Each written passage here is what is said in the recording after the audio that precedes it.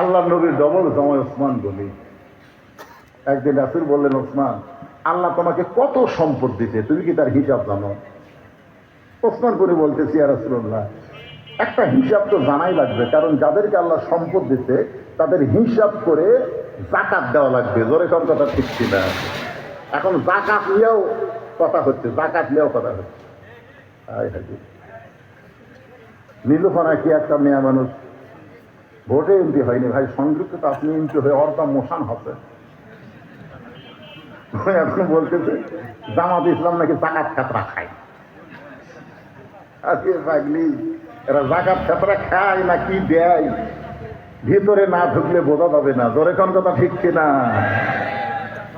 ওসমান গনি বলতেছে, রাসূলুল্লাহ, একটা হিসাব যদি না থাকে তাহলে আমি যাকাত কেমনে দিব?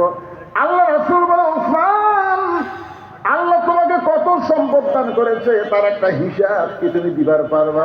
ওসমান গনি বলে, ইয়া রাসূলুল্লাহ, মনে করেন হিসাব যখন আপনি চাচ্ছেন, আল্লাহ আমাকে যত সম্পদ দান করেছে এই সম্পদগুলো গুদামে রাইখা ওই গুদামে তালা দিয়ে ওই তালার চাবি টানতে একটা উট হিমশিম খা। সবাই সুবহানাল্লাহ জোরে কর। মানে যত সম্পদ আল্লাহ দিচ্ছে সেই সম্পদ গুদামে রাখে, গুদামও তালা দিয়ে, তালা দেওয়া বোঝেন না? ওই তালা দিয়ে ওই তালার চাবি, তাকে আমরা সোয়ানি কই, এই চাবি টানতে একটা উট হিমশিম খায়। আল্লাহ রাসূল বলে, ওসমান, এই সমস্ত সম্পদ যদি আল্লাহ ফেরত চাই তুমি দিবা? আল্লাহ তোমাকে এত সম্পদ দিতে, এই সম্পদ যদি আল্লাহ ফেরত চাই তুমি দিবা? বলা মাত্রই ওসমান গনি মারছে দৌড়। ওমর ফারুক বলতেছে, হুজুর, যে হারে দৌড় দিল কি বোঝা যায়? আল্লাহ রাসূল বললেন, ইয়ানজুরু বিনুরিল্লাহ, খালি দেখলে হবে না, দৌড় মারা দেখলে হবে না, একটু নজর করে দেখো তো। কিছুক্ষণ পরে ওসমান গনি ওই চাবি বহনকারী উটটা নবীর কাছে নিয়ে এসে বলতেছে, ইয়া রাসূলুল্লাহ, আল্লাহ আমাকে যত সম্পদ দিয়েছে এই সম্পদের গুদাম সহ তালা সহ এই চাবি বহনকারী উটটাও আমি আল্লাহকে দিয়া দিলাম। রাসূল আসমানের দিকে তাকায় বলেন, আল্লাহ,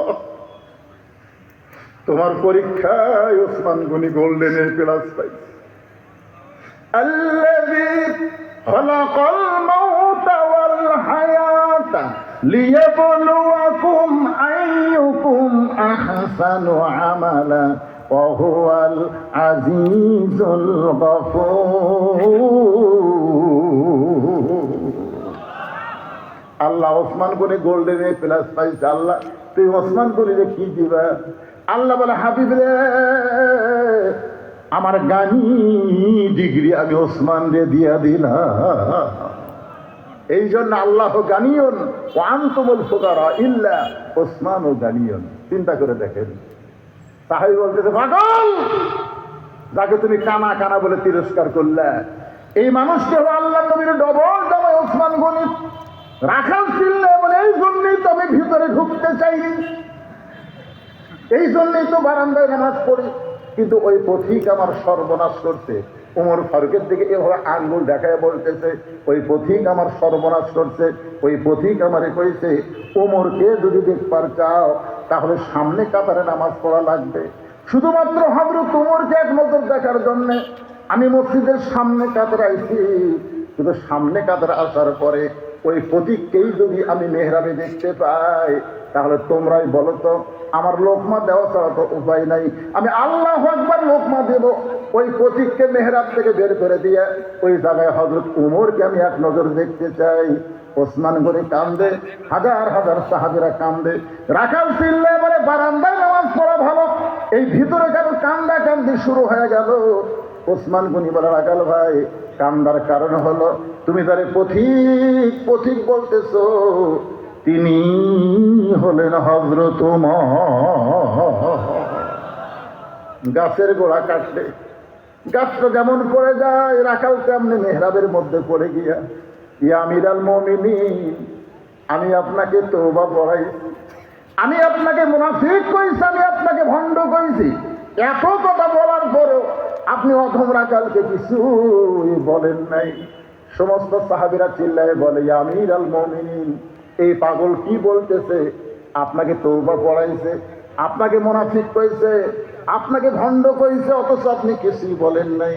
ওমর ফারুক এক টানে রাখালকে বুকের মধ্যে নিয়ে সমস্ত সাহাবীদের বলতেছে, এত কথা হজম করার পিছনে একটাই মাত্র কারণ হলো, আমি রাখালকে দেখি নাই, রাখালের ভিতর আমার আল্লাহর কোরআন দেখতে পাই।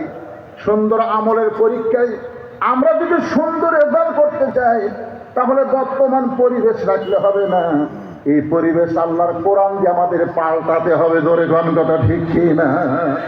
আমরা শুধু কোরআন শুনবো না, বাস্তবে আল্লাহর কোরআন অনুযায়ী যদি আমরা চলতে পারি। ওমর ফারুক কিন্তু রাখালকে দেখে নাই, রাখালের ভিতরে আল্লাহর কোরআন দেখেছে।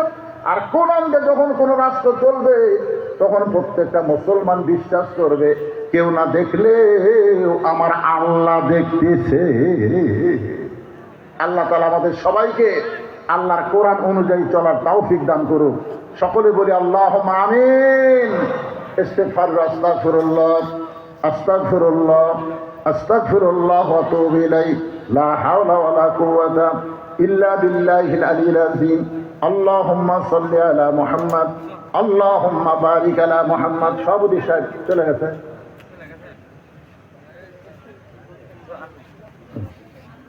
মনে করে দিই